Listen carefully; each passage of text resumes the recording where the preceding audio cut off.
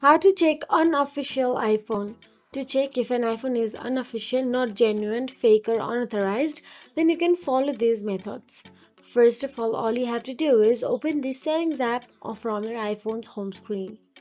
Then, once inside the Settings app, simply scroll down and tap on the General option available there.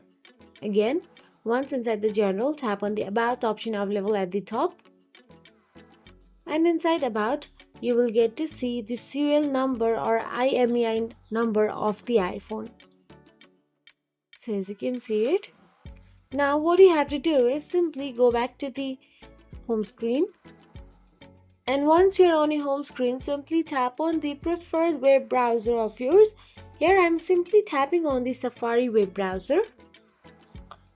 Once inside the Safari, tap on the search address bar and type down checkcoverageapple.com. Then all you have to do is here simply type down the serial number of your iPhone. You can simply go back to the settings and copy it. And once copied, you can go back to the Safari and paste there. Then simply tap on the submit button available there. The site can recognize the number if the iPhone is likely fake or not registered with Apple.